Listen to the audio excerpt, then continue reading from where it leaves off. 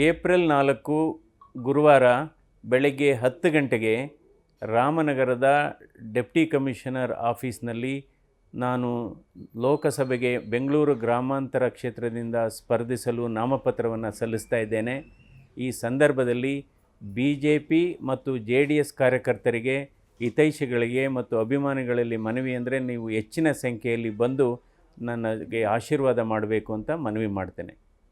April 4 ಗುರುವಾರ ಬೆಳಗ್ಗೆ 10 ಗಂಟೆಗೆ ರಾಮನಗರದ ಡೆಪ್ಟಿ ಕಮಿಷನರ್ ಆಫೀಸ್ನಲ್ಲಿ ನಾನು ಲೋಕಸಭೆಗೆ ಬೆಂಗಳೂರು ಗ್ರಾಮಾಂತರ ಕ್ಷೇತ್ರದಿಂದ ಸ್ಪರ್ಧಿಸಲು ನಾಮಪತ್ರವನ್ನು ಸಲ್ಲಿಸ್ತಾ ಇದ್ದೇನೆ. ಈ ಸಂದರ್ಭದಲ್ಲಿ BJP ಮತ್ತು JDS ಕಾರ್ಯಕರ್ತರಿಗೆ, ಹಿತೈಷಿಗಳಿಗೆ ಮತ್ತು ಅಭಿಮಾನಿಗಳಲ್ಲಿ ಮನವಿ ಅಂದರೆ ನೀವು ಹೆಚ್ಚಿನ ಸಂಖ್ಯೆಯಲ್ಲಿ ಬಂದು ನನಗೆ ಆಶೀರ್ವಾದ ಮಾಡಬೇಕು ಅಂತ ಮನವಿ ಮಾಡ್ತೇನೆ. ನ್ಯೂಸ್ ಫಸ್ಟ್ ನಿರ್ಭೀತಿಯಿಂದ ನಿಮ್ಮ ಪರವಾಗಿ.